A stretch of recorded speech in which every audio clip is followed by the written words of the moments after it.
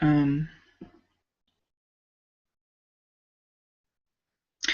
I'm going to be reading a novel by Jane Austen. She holds the copyright to it, however. This work was published in she lived from 1775 to 1817, and this work of hers was from the 19th century, so it's been well over 100 years. This work is in the public domain.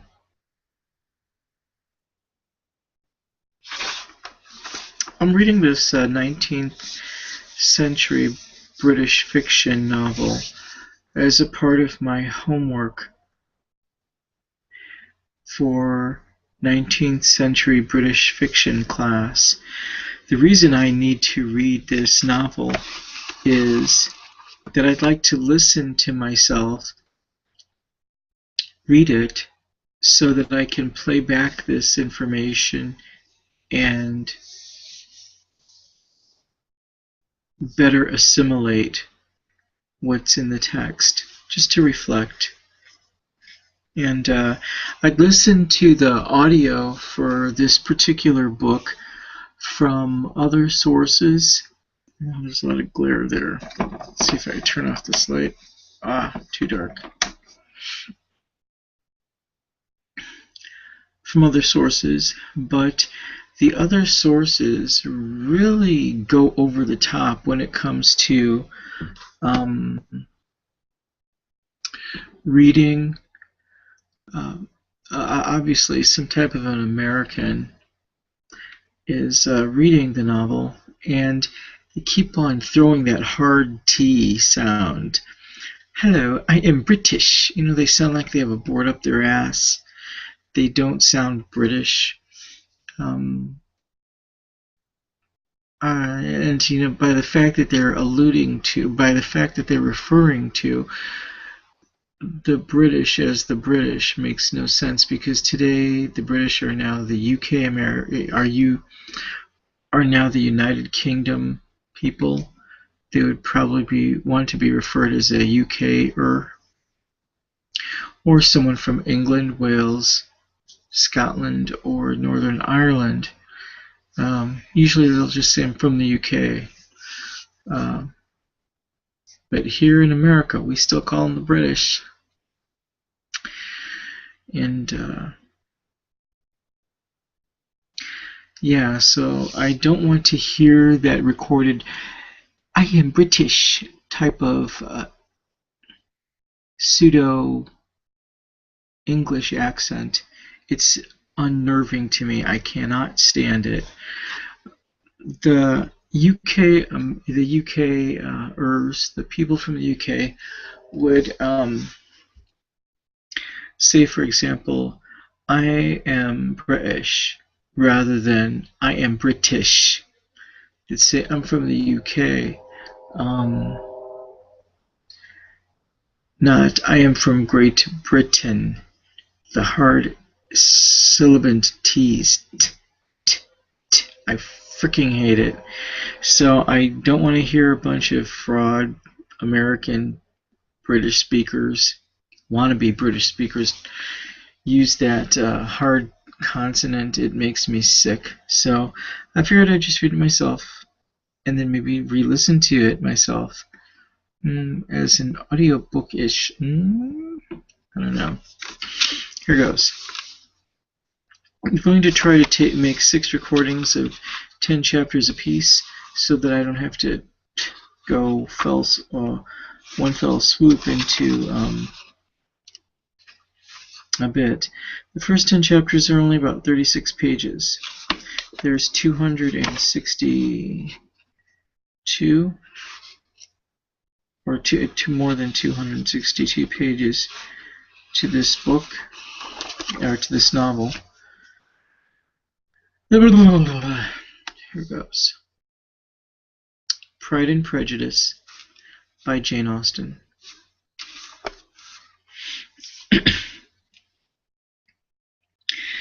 It is a truth universally acknowledged that a single man in possession of a good fortune must be in want of a wife. However little known the feelings or views of such a man may be on his first entering a neighborhood, this truth is so well fixed in the minds of the surrounding families that he is considered as the rightful property of someone or other of their daughters. "My dear Mr. Bennet," said his lady to him one day, "have you heard that Netherfield Park is let at last?" Let means rent. Mr. Bennet replied that he had not. "But it is," returned she, "for Mrs. Long has just been here, and she told me all about it." Mr. Bennet made no answer. "Do not you want to know who has taken it?" cried his wife impatiently. "You want me to tell? You want to tell me, and I have no objection to hearing it." This was invitation enough. "Why, my dear, you must know. Mrs. Long says that Netherfield is taken by a young man of large fortune from the north of England, that he came down on Monday in a chaise and four to see the place, and was so much delighted with it that he agreed with Mr. Morris immediately that he is to take possession before Michaelmas, and some of his servants are to be in the house by the end of next week." "What is his name?" "Bingley." "Is he married or single?" "Oh, single, my dear, to be sure. A single man of large fortune, 4,000 or 5,000 a year. What a fine thing for our girls!" "How so? How can it affect them?" "My dear Mr. Bennet," replied his wife, "how can you be so tiresome? You must know that I am thinking of his marrying one of them." "Is that his design in settling here?" "Design, nonsense! How can you talk so? But it is very likely that he may fall in love with one of them, and therefore you must visit him as soon as he comes." "I see no occasion for that. You and the girls may go, or you may send them by themselves, which perhaps will be still better, for as you are as handsome as any of them, Mr. Bingley might like you the best of the party." "My dear, you flatter me. I certainly have had my share of beauty, but I do not pretend to be anything extraordinary now.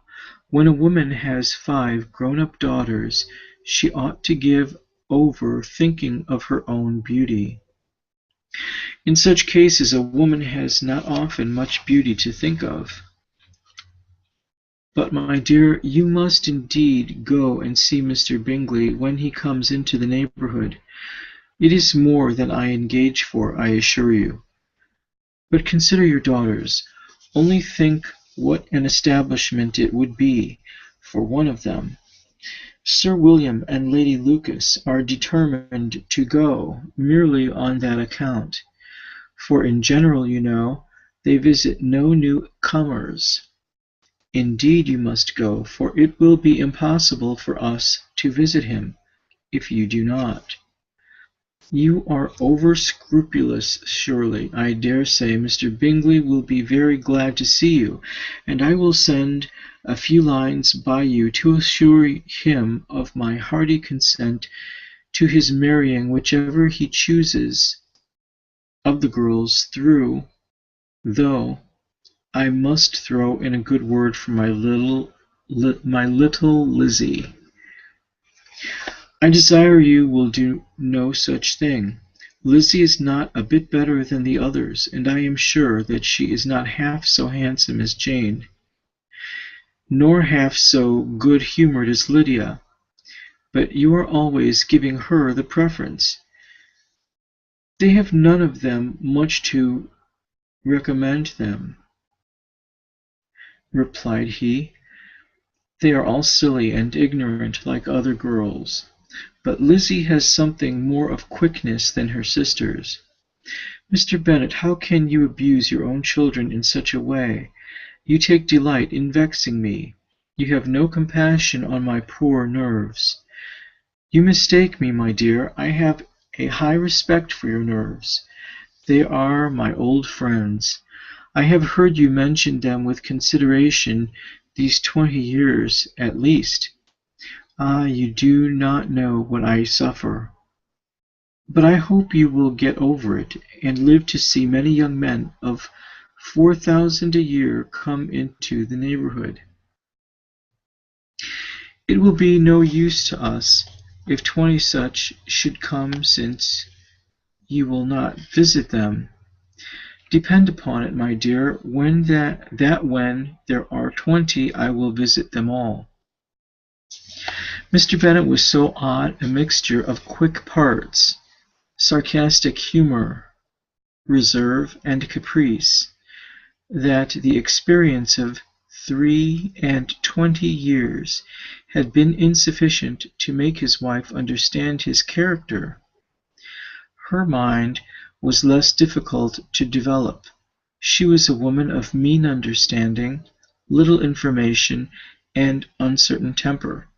When she was discontented, she fancied herself nervous. The business of her life was to get her daughters married. Its solace was visiting and news. That was the end of chapter 1. I want to make some notations before I go on. Just some highlights, some things that I feel may be important to me. First of all, the people talking in chapter 1 are Mr. Bennet and his wife, Mrs. Bennet. And his wife, Mrs. Bennet, wants to get all of her daughters married off, and she wants to throw them all up in the face of a Mr. Bingley, who has about $5,000 a year-ish coming in from his work. And Mr. Morris is the landlord, and Mrs. Long is, I guess, a neighbor. The Netherfield is the name of the house in which Mr. Bingley of $5,000 a year would be living in. And Mrs. Bennet wants her husband to go meet him so that the Mr. could make an association of a sort, and a neighborly association of a sort, and make way for the inclusion of the rest of those associated with him, namely his wife, Mrs. Bennet, and their daughters. Now, about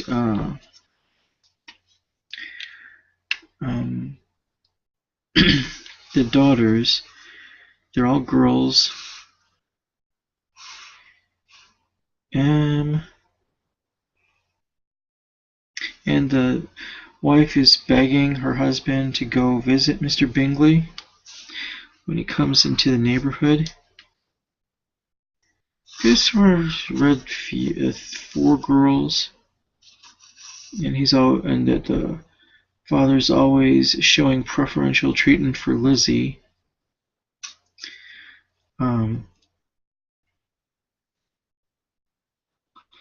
They got a Jane, a Lydia,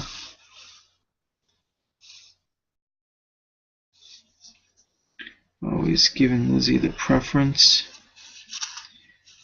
The other girls are airheads.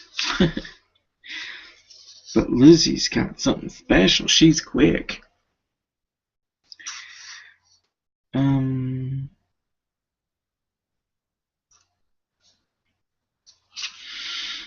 Yeah, sorry I wasn't taking notes. Sorry to me. And after all this time of living with his wife for, I guess, 23 years,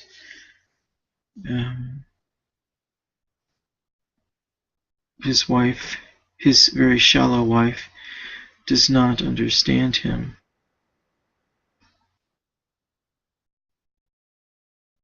Her life was to get her daughters married.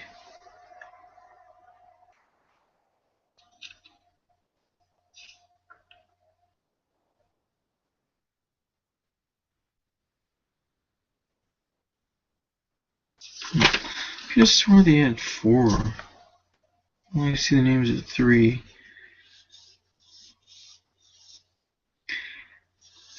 Well, coming from the north of England is Mr Bingley. Is Michaelmas. I think Michaelmas is what? I have no idea. I think it is around Christmas time, and it is the feast day of Saint Michael. I don't know. I'll have to look that up. Make note of it. Define Michaelmas. As if I can find out what Michaelmas is, then I'll know exactly what time of year the discussion between Mr. and Mrs. Bennet take place. Now, according to this work, Bennet is spelled Bennet, and if I'm not mistaken, wouldn't that be pronounced Benet? Or yeah, because well, maybe, I don't know. I know that the English do not pronounce their T's. I do not know whether in the 19th century the English pronounced their T's. But, yeah, okay.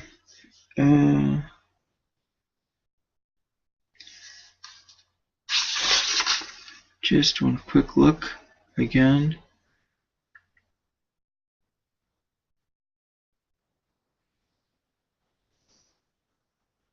About the number of daughters that they have. Oh yeah, Sir William and Lady Lucas. I guess neighbors are going to go visit this man as well. This man being Bingley, I think. Bingley.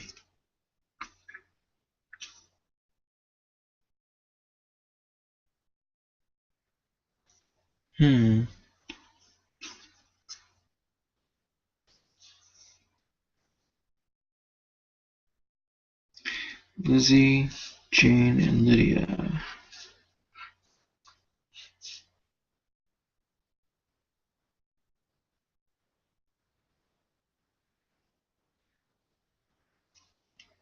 I hate to read this thing over.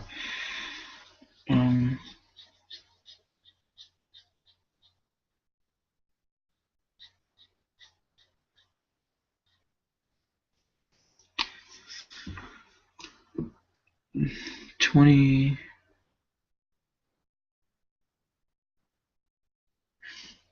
3 and 20 years.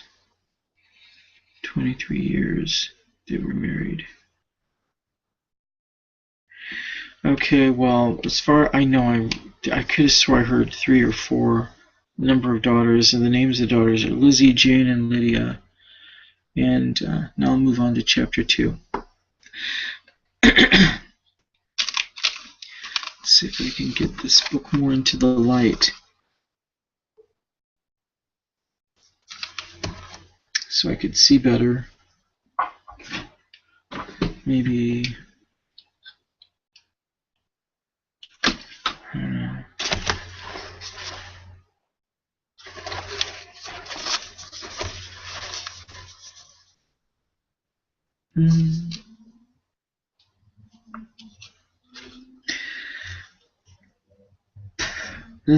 These glasses are so dirty.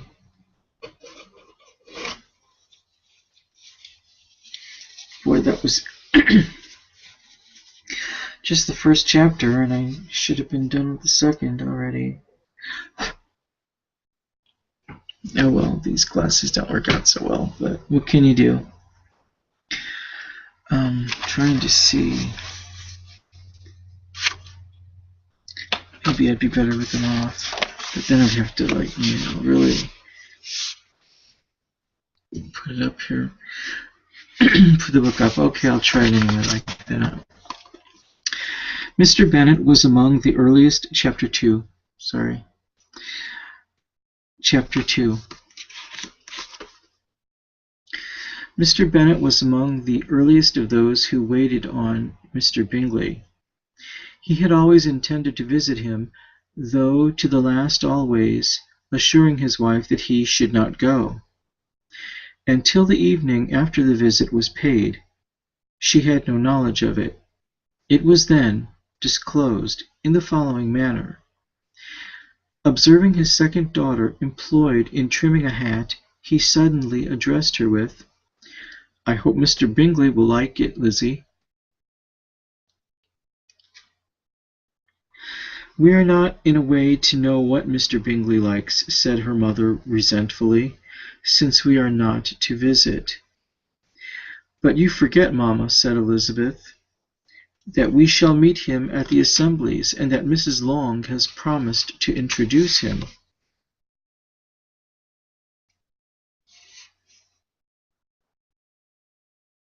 "I do not believe Mrs. Long will do any such thing. She has 2 nieces of her own. She is a selfish, hypocritical woman, and I have no opinion of her." "No more have I," said Mr. Bennet, "and I am glad to find that you do not depend on her serving you." Mrs. Bennet deigned not to make any reply, but, unable to contain herself, began scolding one of her daughters. "Don't keep coughing so, Kitty, for heaven's sake. Have a little compassion on my nerves. You tear them to pieces." "Kitty has no discretion in her coughs," said her father. "She times them ill." "I do not cough for my own amusement," replied Kitty fretfully. "When is your next ball to be, Lizzie?" "Tomorrow fortnight." "Aye, so it is," cried her mother, "and Mrs. Long does not come back till the day before so. It will be impossible for her to introduce him, for she will not know him herself." "Then, my dear, you may have the advantage of your friend, and introduce Mr. Bingley to her." "Impossible, Mr. Bennet, impossible. When I am not acquainted with him myself, how can you be so teasing?" "I honor your circumspection. A fortnight's acquaintance is certainly very little. One cannot know what a man really is by the end of a fortnight. But if we do not venture, somebody else will, and after all, Mrs. Long and her nieces must stand their chance, and therefore, as she will think it an act of kindness, if you decline the offer, I will take it on myself." The girls stared at their father. Mr. Bennet said only, "Nonsense, nonsense." "What can be the meaning of that emphatic exclamation?" cried he. "Do you consider the forms of introduction and the stress that is laid on them as nonsense?" "I cannot quite agree with you there. What say you, Mary? For you are a young lady of deep reflection, I know, and read great books and make extracts." Mary wished to say nothing very sensible, but knew not how. "While Mary is adjusting her ideas," he continued, "let us return to Mr. Bingley." "I am sick of Mr. Bingley," cried his wife. "I am sorry to hear that. But why did you tell me so before?" If I had known as much this morning, I certainly would not have called on him. It is very unlikely, but as I have actually paid the visit, we cannot escape the acquaintance now." The astonishment of the ladies was just what he wished, that of Mrs. Bennet perhaps surpassing the rest. Though when the first tumult of joy was over, she began to declare that it was what she had expected all the while. "How good it was in you, my dear Mr. Bennet! But I knew I should persuade you at last. I was sure you loved your girls too well to neglect such an acquaintance.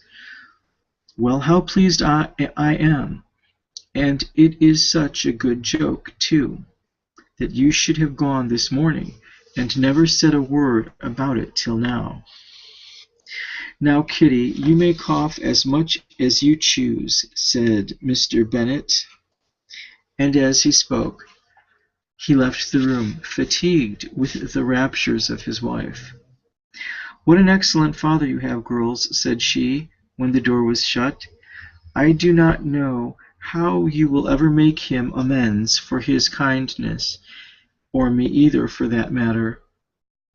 At our time of life, it is not so pleasant, I can tell you, to be making new acquaintance every day. But for your sakes we would do anything. Lydia, my love, though you are the youngest, I dare say Mr. Bingley will dance with you at the next ball." "Oh," said Lydia stoutly, "I am not afraid, for though I am the youngest, I'm the tallest."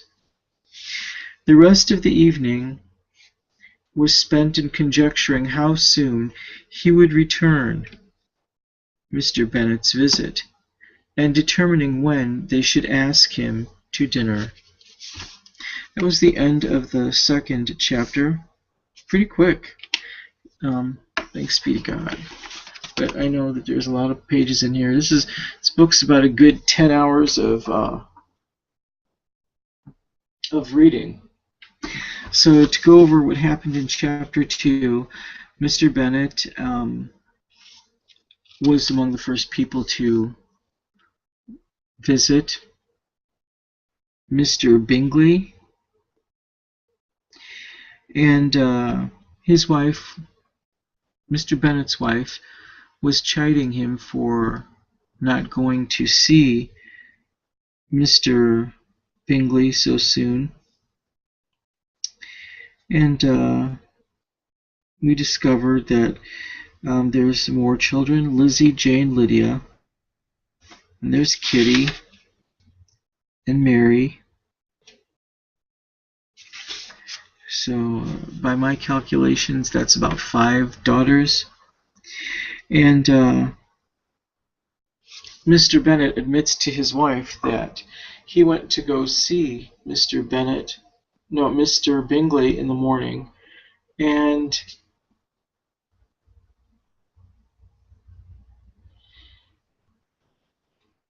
there seems to have been a mention of a ball for Lizzie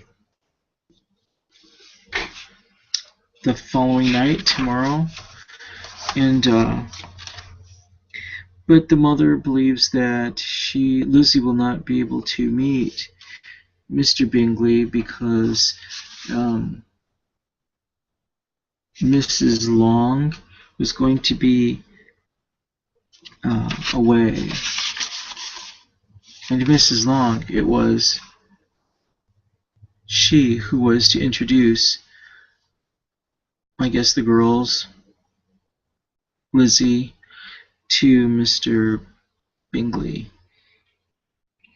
So now that the mother and the kids know that, the daughters know that, yes, indeedy, their father went to go see Mr. Bingley, the mother's elated just tremendously because she wants to see her daughters get married, and to a wealthy man apparently who makes $5,000 a year or so, which I guess is a big sum in the 1800s. Okay, I'll take the notes, write these notes down later too for my own benefit. But otherwise, I feel I just needed to give them aloud. I wish I were more concise, but what can you do? Okay, Chapter 3. Chapter 3.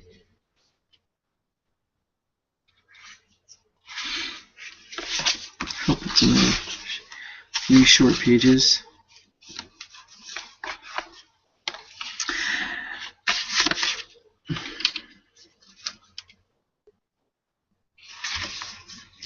Not all that Mrs. Bennet, however, with the assistance of her 5 daughters. Okay, there we go, 5.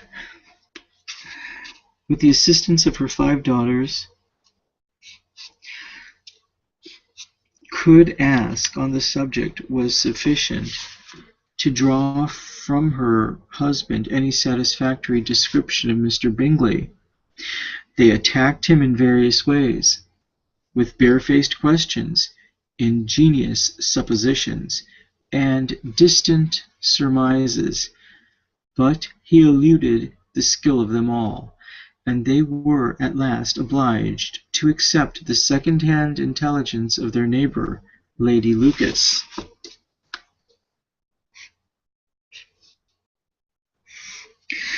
Her report was highly favourable. Sir William had been delighted with him. He was quite young, wonderfully handsome, extremely agreeable, and to crown the whole, he meant to be at the next assembly with a large party. Nothing could be more delightful.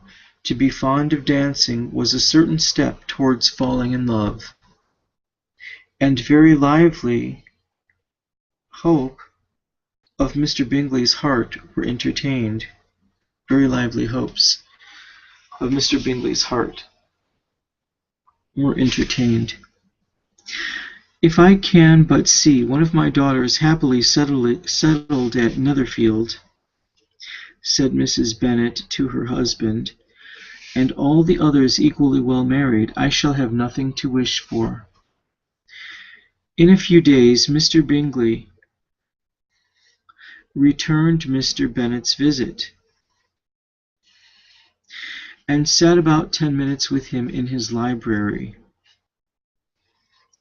He had entertained hopes of being admitted to a sight of the young ladies, of whose beauty he had heard much, but he saw only the father.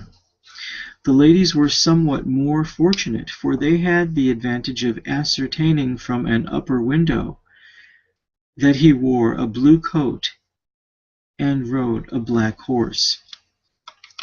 An invitation to dinner was soon afterwards dispatched,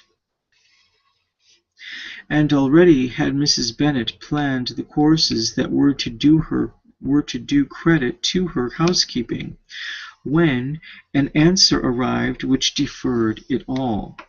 Mr. Bingley was obliged to be in town the following day, and consequently unable to accept the honour of their invitation, and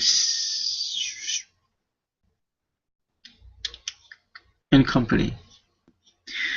Mrs. Bennet was quite disconcerted. She could not imagine what business he could have in town so soon after his arrival in Hertfordshire.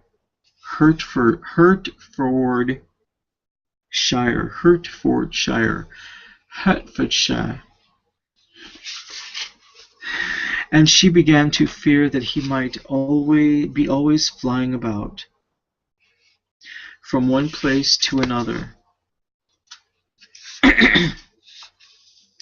never settled at Netherfield as he ought to be.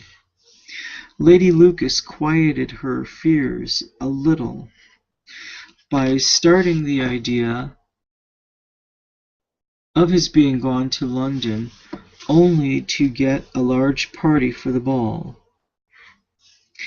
and a report soon followed that Mr Bingley was to bring 12 ladies and 7 gentlemen with him to the assembly. The girls grieved over such a number of ladies, but were comforted the day before the ball by hearing that instead of 12, he had brought only 6 with him from London, his 5 sisters and a cousin. And when the party entered the assembly room, it consisted of only 5 altogether: Mr Bingley, his 2 sisters, the husband of the eldest, and another young man. Mr Bingley was good-looking and gentlemanlike. He had a pleasant countenance and easy, unaffected manners. His sisters were fine women, with an air of decided fashion. His brother-in-law, Mr Hurst, merely looked the gentleman, but his friend, Mr Darcy, soon drew the attention of the room by his fine, tall person, handsome features, noble mien, and the report which was in general circulation within 5 minutes after his entrance, of his having 10,000 a year. The gentlemen pronounced him to be a fine figure of a man. The ladies declared he was much handsomer than Mr Bingley, and he was looked at with great admiration for about half the evening, till his manners gave a disgust which turned the tide of his popularity. For he was discovered to be proud, to be above his company, and above being pleased. And not all his large estate in Derbyshire could then save him from having a most forbidding, disagreeable countenance, and being unworthy to be compared with his friend. Mr Bingley had soon made himself acquainted with all the principal people in the room. He was lively and unreserved, danced every dance, was angry that the ball closed so early, and talked of giving one himself at Netherfield.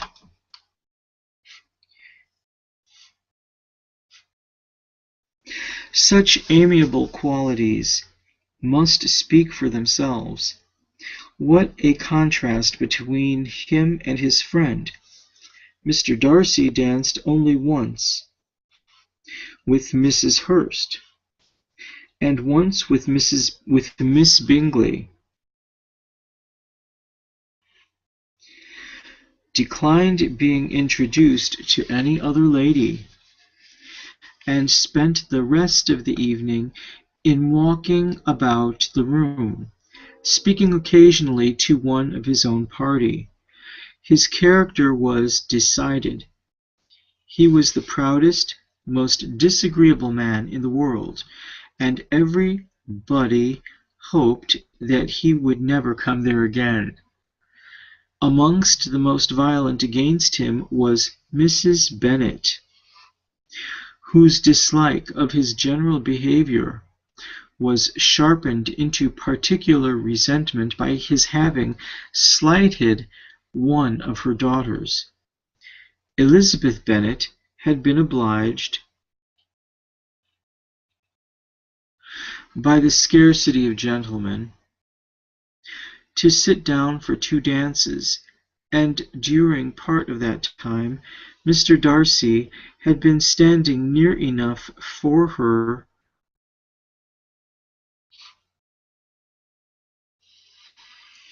to overhear a conversation between him and Mr Bingley, who came from the dance for a few minutes to press his friend to join it. "Come, Darcy," he said, "I must have you dance. I hate to see you standing about by yourself in this stupid manner. You had much better dance." "I certainly shall not. You know how I detest it, unless I am particularly acquainted with my partner. At such an assembly as this, it would be insupportable. Your sisters are engaged, and there is not another woman in the room whom it would not be a punishment to me to stand up with." "I would not be so fastidious as you are," cried Bingley. "For a kingdom! Upon my honor, I never met with so many pleasant girls in my life as I have this evening. And there are several of them you see uncommonly pretty." "You are dancing with the only handsome girl in the room," said Mr. Darcy, looking at the eldest Miss Bennet.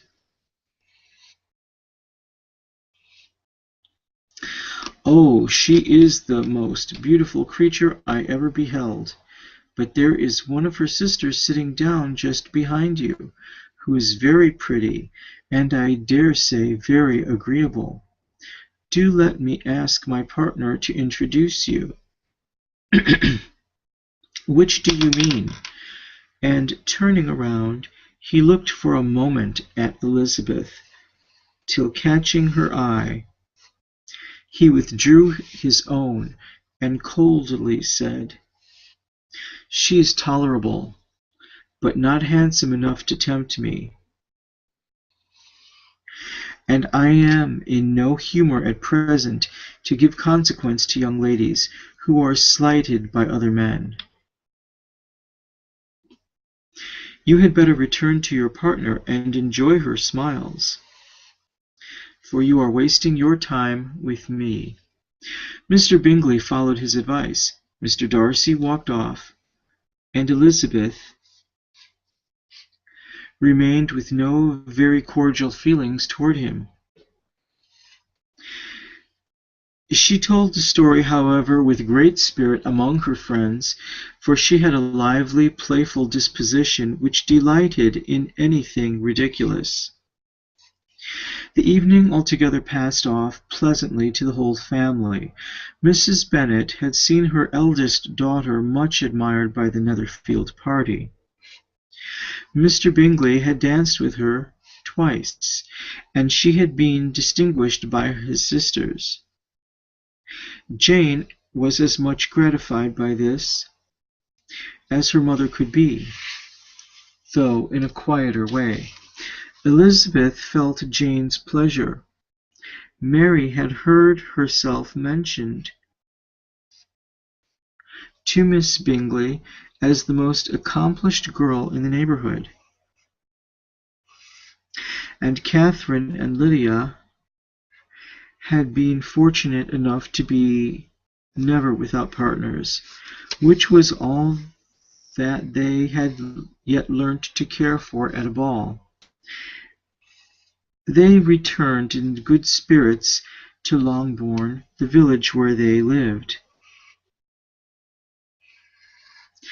and of which they were the principal inhabitants. They found Mr. Bennet still up.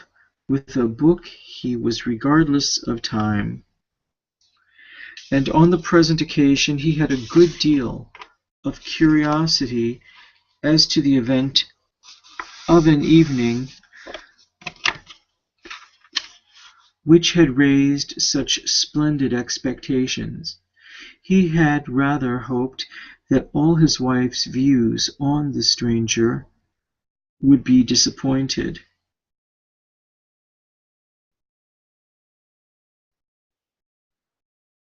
But he soon found that he had a very different story to hear. "Oh, my dear Mr. Bennet," as she entered the room, "we have had a most delightful evening, a most excellent ball.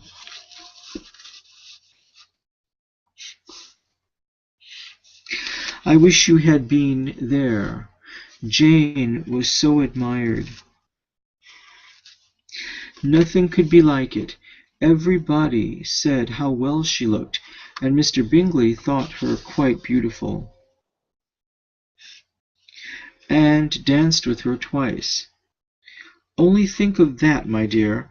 He actually danced with her twice, and she was the only creature in the room that he asked a second time. First of all, he asked Miss Lucas.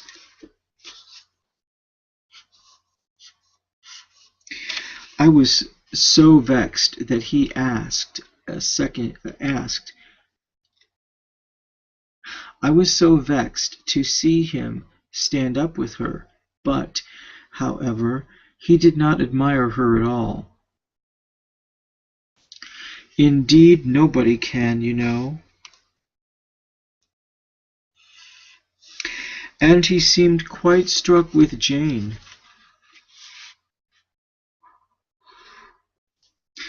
as she was going down the dance.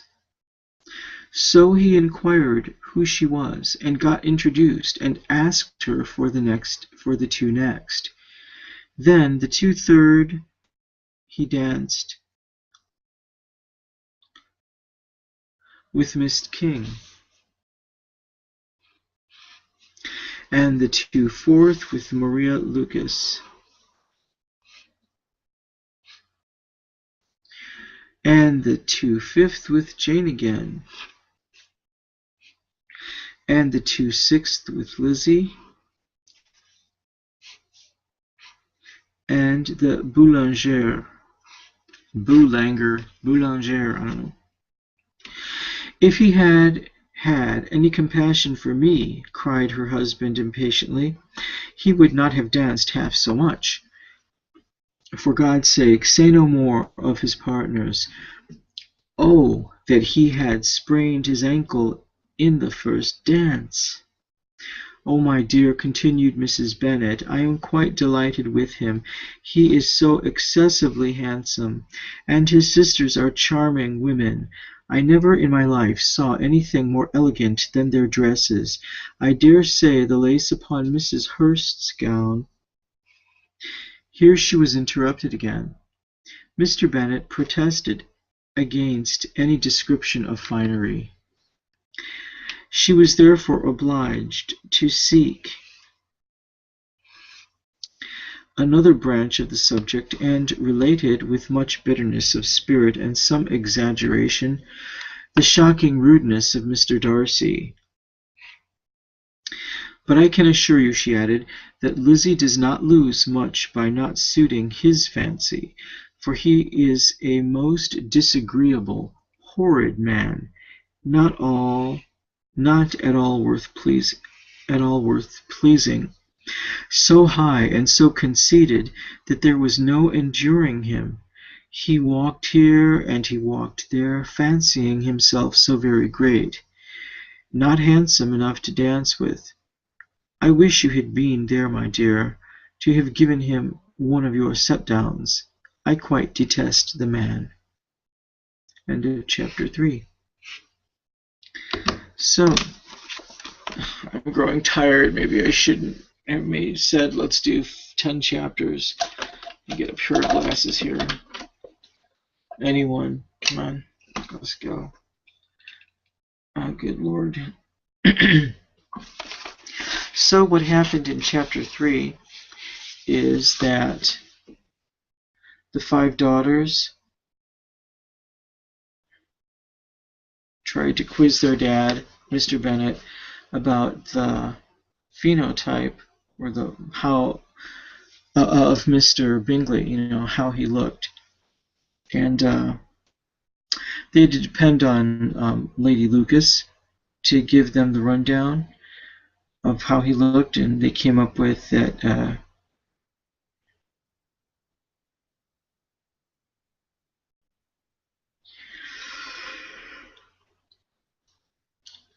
the fact that Mr. Bingley liked to dance, and that was a delight for the ladies, because especially Mrs. Bennet, because to know that a man likes to dance, it warms the heart of a woman, because to dance is, quote, a certain step toward falling in love, close quote. And Mrs. Bennet wants to see one of her daughters married to the dude at Netherfield, uh, Mr. Bingley at Netherfield. And Mr. Bingley did come to visit Mr. Bennet in the library, and didn't get to meet any of the daughters. And spent 10 minutes in there. He was supposed to come. The daughters saw that Mr. Bingley wore a blue coat and a black horse.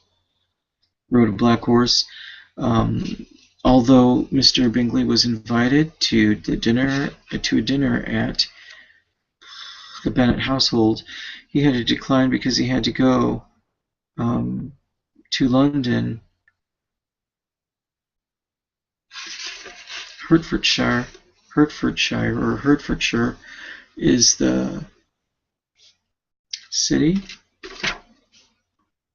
town in which they lived. And his house is called Netherfield, his meaning Mr. Bingley. Upon Mr. Bingley's return from London, he was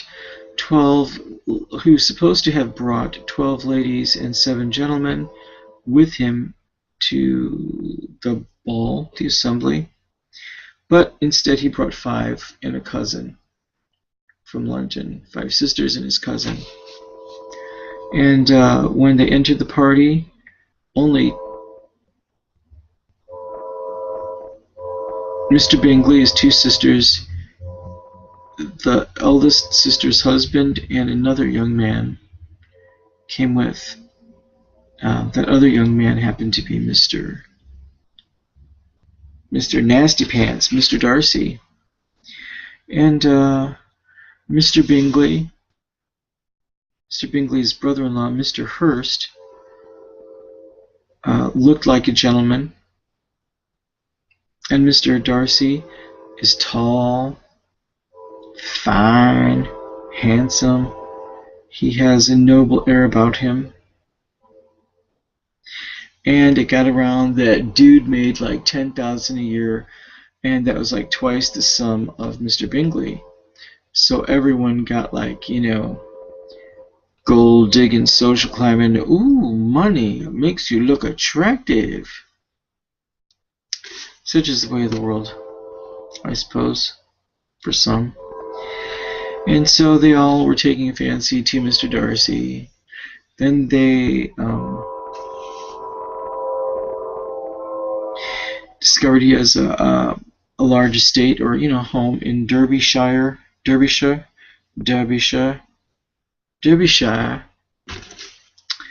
And Mr. Bingley was quite the hit at the ball. He was lively and open. And Mr. Darcy only danced with Mrs. Hurst and Mrs. Bingley, or Miss Bingley, the sisters of Mr. Bingley. And he declined being introduced to anyone else. Outside of his party.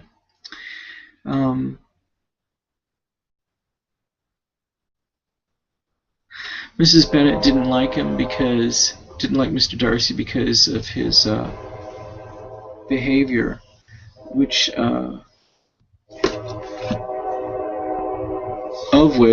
she discovered he treated her daughter Lizzie poorly, because he wouldn't dance with her, homo.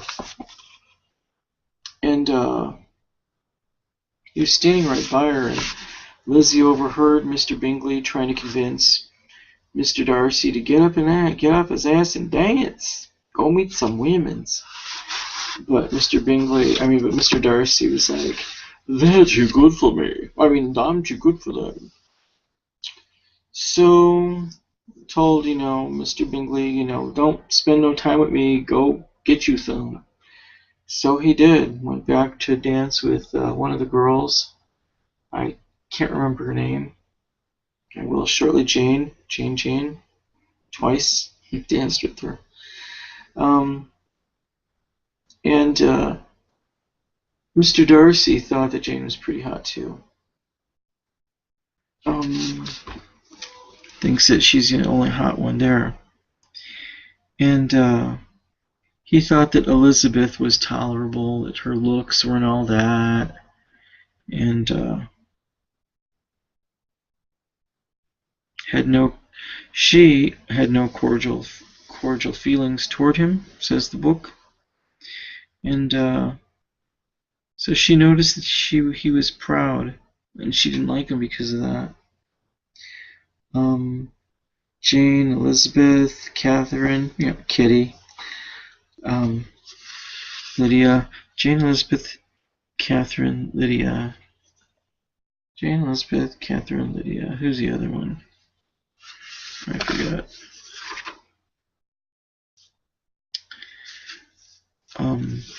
Yeah, Kitty is a nickname for Catherine. So, isn't that cute for all you Catherines out there that didn't know that Kitty is a nickname for Catherine? Now you know. Cat, Kitty.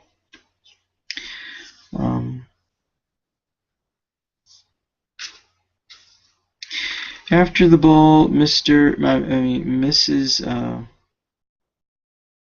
Bennet and her daughters went back to Longbourn, the village where they lived, and saw Mr. Bennet up. And they talked about Mr. and Mrs. Bennet talked about how the girls enjoyed themselves. Who danced with who with Mr. Bingley the longest, and that he was just enamored with Jane. Mary is her other daughter.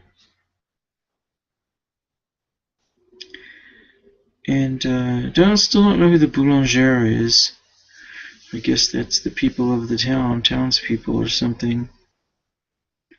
And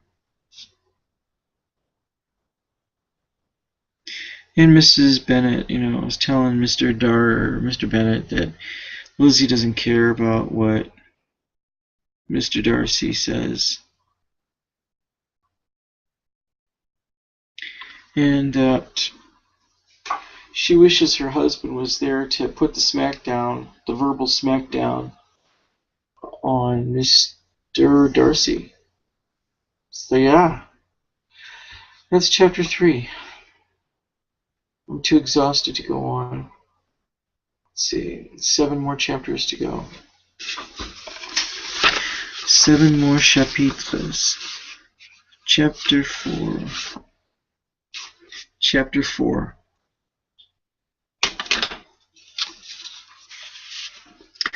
When Jane and Elizabeth were alone, the former, which is Jane, former and latter, former is Jane, latter is Elizabeth, who had been cautious in her praise of Mr. Bingley before, expressed to her sister how very much she admired him. "He is just what a young man ought to be," said she, "sensible, good-humoured, lively, and I never saw such happy manners. So much ease, with such perfect good breeding."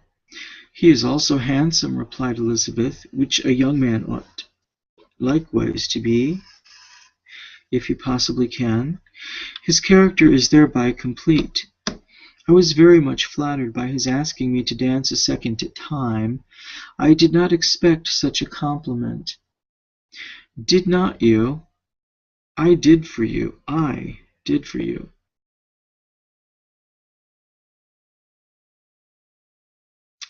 But that is one great difference between us. Compliments always take you by surprise, and me never. What could be more natural than his asking you again? He could not help seeing that you were about 5 times as pretty as every other woman in the room. No thanks to his gallantry for that. Well, he certainly is very agreeable, and I give you leave to like him. You have liked many a stupider person." "Dear Lizzie!" Oh, you are a great deal too apt, you know, to like people in general. You never see a fault in anybody. All the world are good and agreeable in your eyes. I never heard you speak ill of a human being in my life. I would wish not to be hasty in censuring anyone, but I always speak what I think. I know you do, and it is that which makes the wonder, with your good sense, to be so honestly blind to the follies and nonsense of others. Affectation of candour is common enough, one meets it everywhere, but to be candid without ostentation or design, to take the good of everybody's character and make it still better, and say nothing of the bad, belongs to you alone. And so, you like this man's sisters too, do you? I think that's more like a do you? Their manners are not equal to his, certainly not at first. But they are very pleasing women when you converse with them. Miss Bingley is to live with her brother and keep his house. I am much mistaken,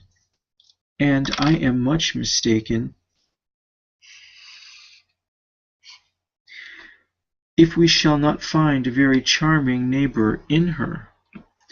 Elizabeth listened in silence, but was not convinced. Their behaviour at the assembly had not been calculated to please in general. And with more quickness of observation and less pliancy of temper than her sister, and with a judgment too unassailed by any attention to herself, she was very little disposed to approve them. They were in fact very fine ladies, not deficient in good humour when they were pleased, nor in the power of being agreeable when they chose it, but proud and conceited.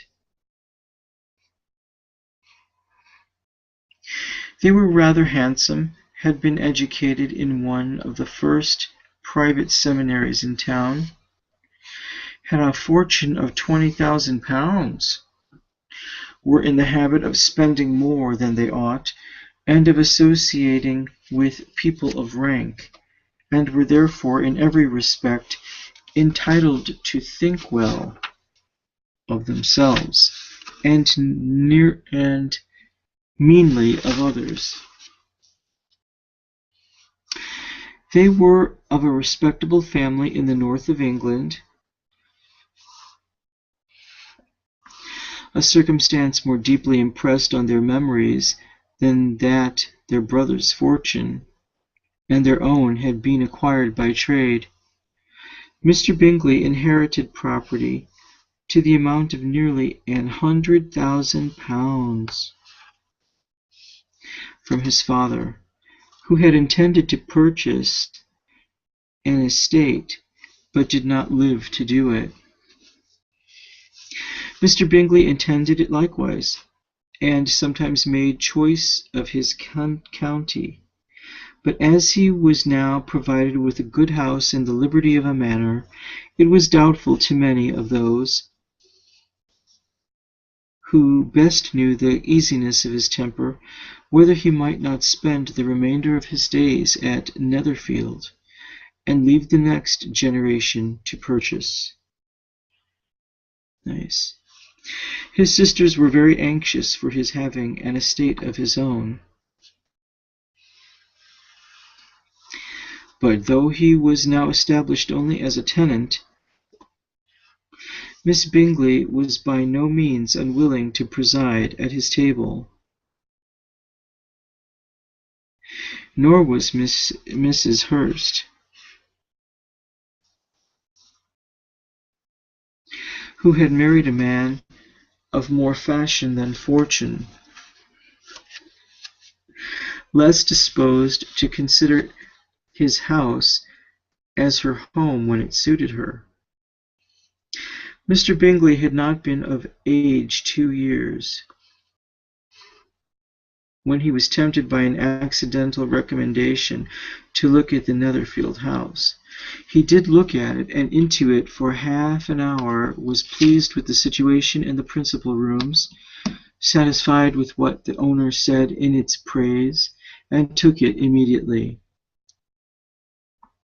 So if legal age is 18, he must have been 16. Between him and Darcy there was a very steady friendship, in spite of a great opposition of character. Bingley was endeared to Darcy by the easiness, openness, ductility of his temper, though no disposition could offer a greater contrast to his own, and though with his own he never appeared dissatisfied. On the strength of Darcy's regard, Bingley had the firmest reliance, and of his judgment the highest opinion. In understanding Darcy was the superior. Bingley was by no means deficient, but Darcy was clever. He was at the same time haughty, reserved, and fastidious, and his manners, though well-bred, were not inviting. In that respect his friend had greatly the advantage. Bingley was sure of being liked wherever he appeared. Darcy was continually giving offence. The manner in which they spoke of the Meryton assembly was sufficiently characteristic. Bingley had never met with pleasanter people or prettier girls in his life. Everybody had been most kind and attentive to him. There had been no formality, no stiffness. He had soon felt acquainted with all the room. As to Miss Bennet, he could not conceive an angel more beautiful. Darcy, on the contrary, had seen a collection of people in whom there was little beauty and no fashion, for none of whom he had felt the smallest interest, and from none received either attention or pleasure.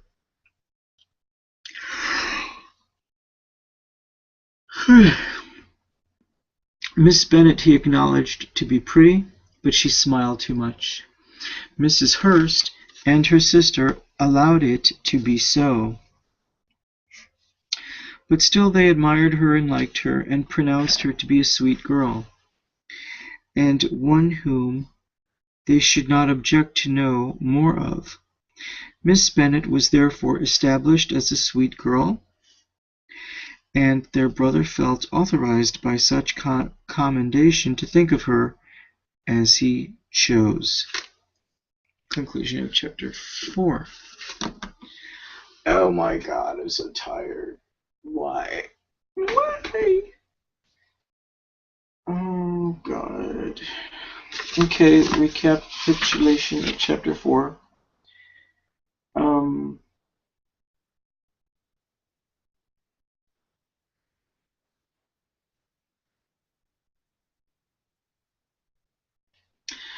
Jane and Elizabeth loved Mr. Bingley. Jane says that's what a man ought to be, and Elizabeth says he's handsome like a man ought to be.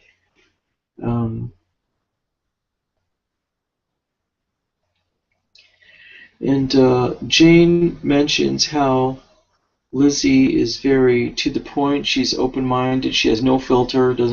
Speaks her mind, and talk about how Mrs. Bingley is going to live with her brother and keep up the house, and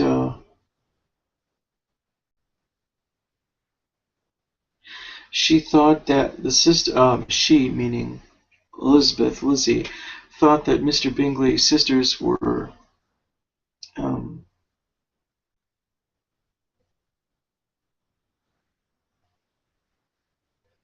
conceited. I know that.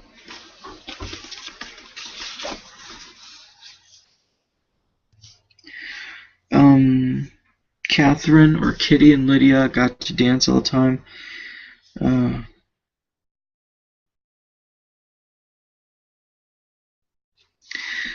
when the girls returned to Longbourn, their house, the village, I mean, They found their dad up, talked with him for a bit, who danced with whom, how many times.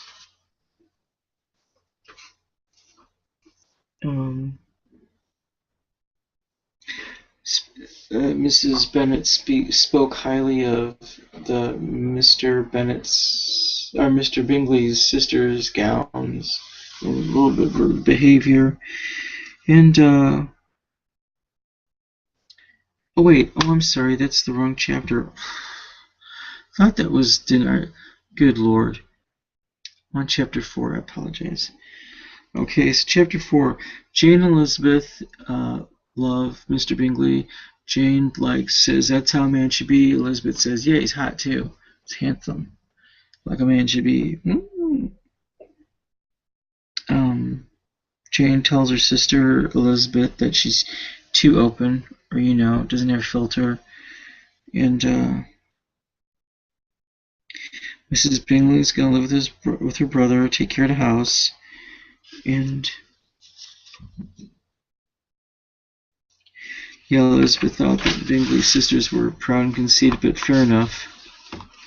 And Bingley's family come from the north of England. He inherited property that was about £100,000 from his dad, who passed away, who had intended to use the money to purchase an estate, but he didn't because he passed away. And now Mr. Bingley has a good house, except he's renting it in Netherfield.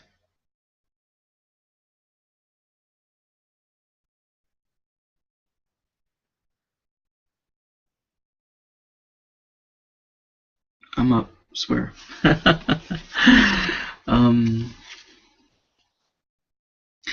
According to the book, Mr. Bingley looked at the house, I think, if he were of legal age at 18. I don't know what the legal age is over there, but 2 years prior to his legal age, he was checking out the house or the estate, and that's when he chose the place that he's living in and became a tenant to look after the Netherfield house.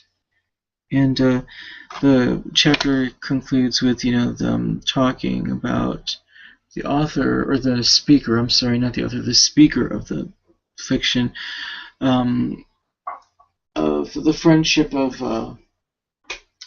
Mr. Bingley and Mr. Darcy, and how they both admired each other, and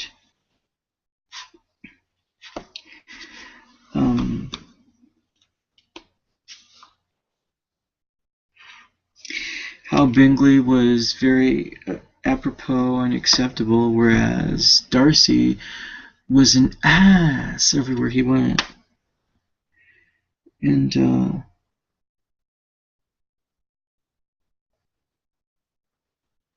people thought that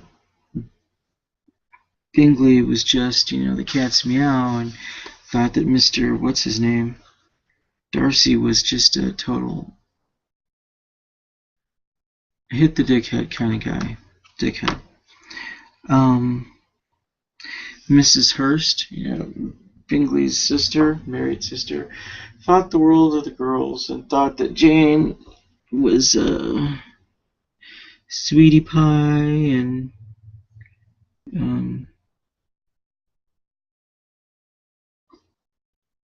thought that whatever their brother thought was cool, and stuff.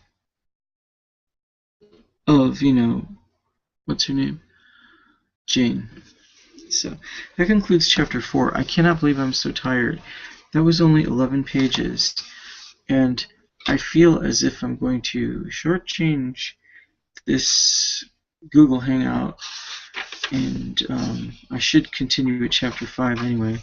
Just so I have 5, And because I am so tired. I was neglecting this book, but it seems like a very easy read. Very easy read. A very light reading. a very light-hearted, well, I don't say light-hearted, of the issue of the day of marrying off your children to somebody who's good, and you want to see your kids married, and it warms your heart to know that your kids are living in love, and it gives you kind of peace of mind, and that's all the mother wants to see, Mrs. Bennet wants to see, and Mr. Bennett, just wants to live a frugal life and live in love.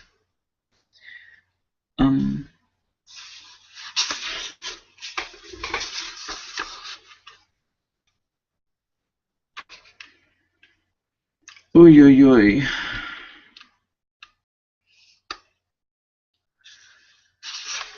I'm going to stick it out and go to chapter 5, because I was going to intend to do 10 chapters, but I just can't stay up. It's like 5:08 in the morning. I'm exhausted.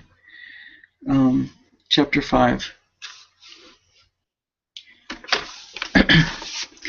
Within a short walk of Longbourn lived a family with whom the Bennets were particularly intimate.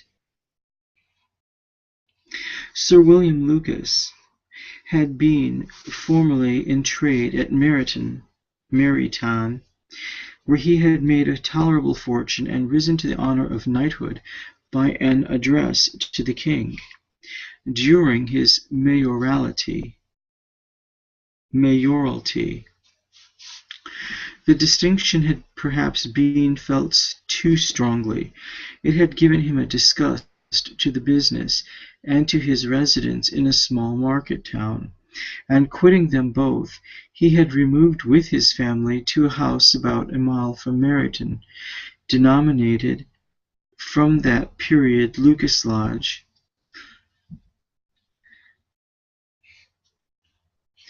where he could think with pleasure of his own importance, and, unshackled by business, occupy himself solely in being civil to all the world.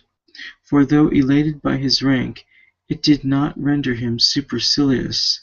On the contrary, he was all attention to everybody. By nature inoffensive, friendly, obliging, his presentation at St. James's had made him courteous. Lady Lucas was a very good kind of woman, not too clever to be a valuable neighbour to Mrs. Bennet. They had several children. The eldest of them, a sensible, intelligent young woman about 27, was Elizabeth's intimate friend. That the Mrs. Lucases and the Mrs. Bennets should meet to talk over a ball was absolutely necessary, and the morning after the assembly brought the former to Longbourn to hear and to communicate. "You began the evening well, Charlotte," said Mrs. Bennet with civil command to Miss Lucas. You were Mr. Bingley's first choice." "Yes, but he seemed to like his second better." "Oh, you mean Jane, I suppose. Because he danced with her twice? To be sure, that did seem as if he admired her.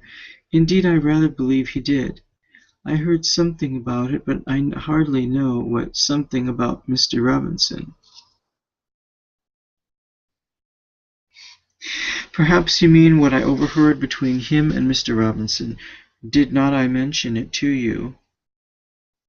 "Mr. Robinson's asking him how he liked our Meryton assemblies, and whether he did not think there were a great many pretty women in the room, and which he thought the prettiest, and his answering immediately to the last question, 'Oh, the eldest Miss Bennet, beyond a doubt. There cannot be two opinions on that point.'" "Upon my word! Well, that was very decided indeed. That does seem as if, but however, it may all come to nothing, you know. My overhearings were more to the purpose than yours," Eliza said Charlotte.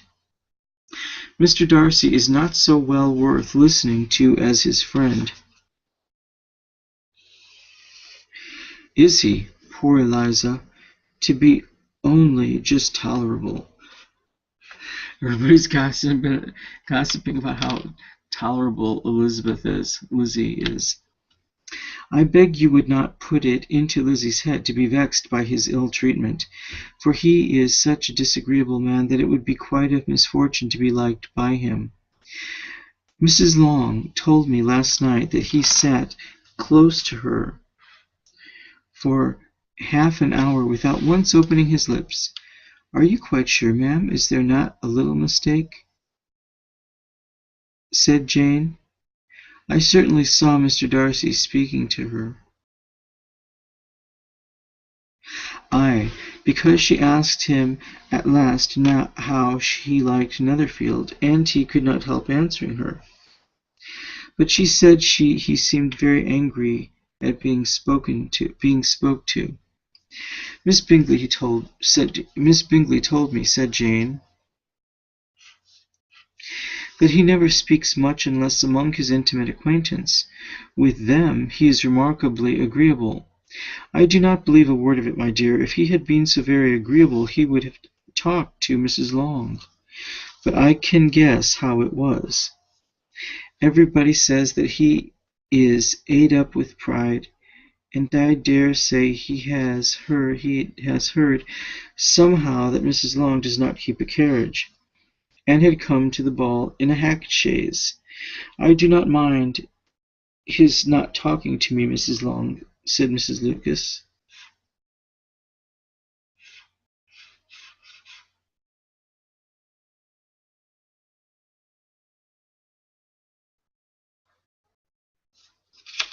Sorry. But I wished he had danced with Eliza. Another time, Lizzie, said her mother. I would not dance with him, if I were you.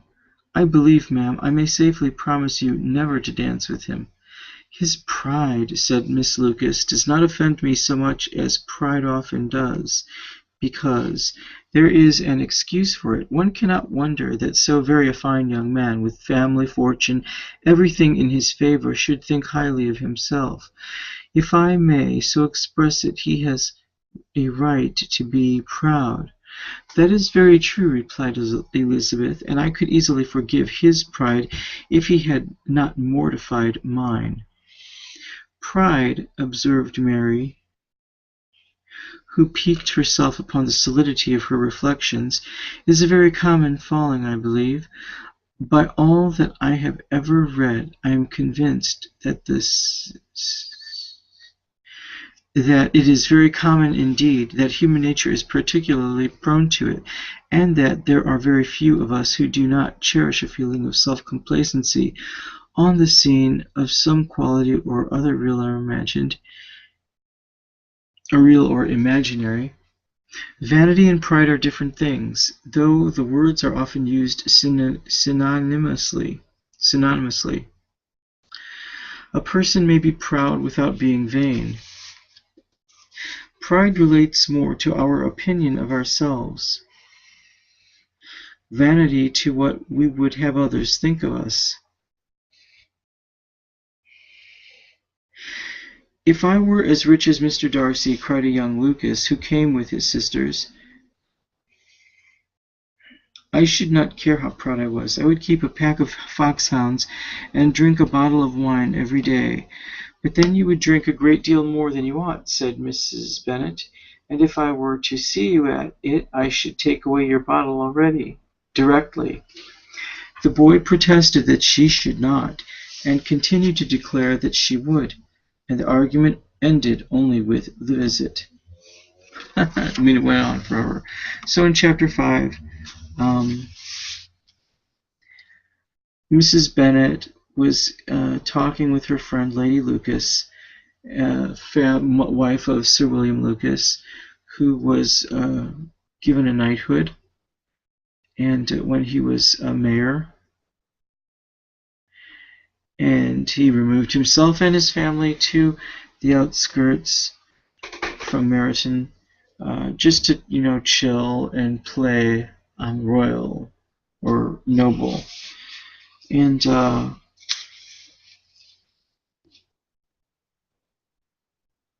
Lady Lucas was Mrs. Bennet's friend. The eldest of the Lady Lucas's children was a woman about 27 years old and Elizabeth's intimate friend. Miss Lucas, Miss Lucas's and Miss Bennet's felt they needed to talk over the ball. Mrs. Lucas's first name is Charlotte. How pretty is that?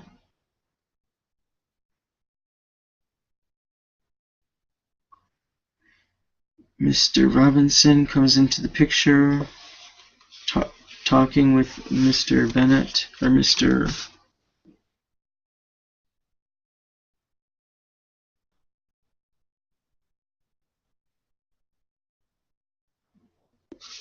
Sorry. And they're talking about pride and what it means. And then young Lucas, says, if I had all that money, I'd do what I want to do.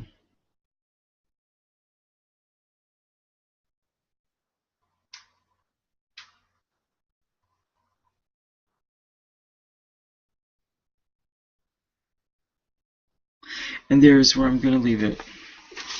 Good Lord, I've never been so tired in my life. That's what I get. I start doing all kind of other crap, putting off this homework, and I know I could get through it. It's just a matter of not being tired. There's 5 more chapters to go through at chapter 10 to be part of the first 5. Maybe I should extend the readings. Of course, I'll have to. So, I mean, from 5, instead of 10, 5 here, 5 there, and then try to hit 10 for all the other ones, as I would be more awake. So that's what I'm going to do. I'm going to take a chill pill. I'm going to storm through this book later on today at a more sane hour. Then I'm going to type up a response paper for it.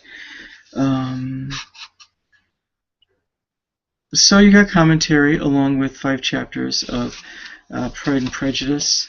It seems to be a quite civilized book, maybe a bit too civilized for the time.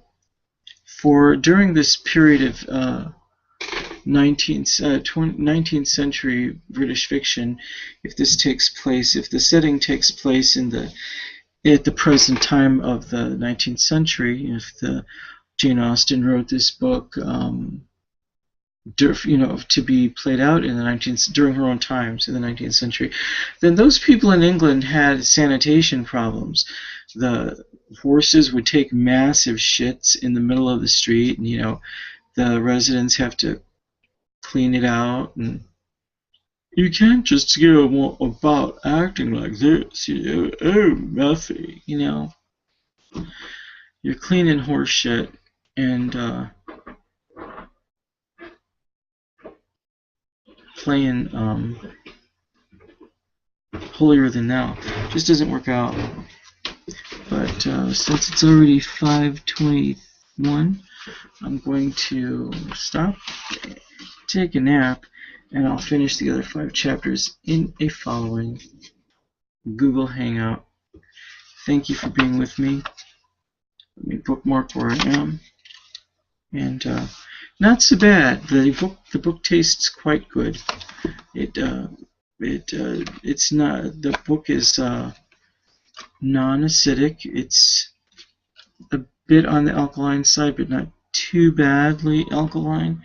It's a very nice balance of acidity and alkalinity. Being alkaline, and so a nice balance. Good wording. Nothing too ridiculous. So for 19th century fiction, this is pretty good. Yeah. Thank you for being with me. Please join me in my next broadcast, or continuing broadcast, on 19th century British fiction with Jane Austen's Pride and Prejudice.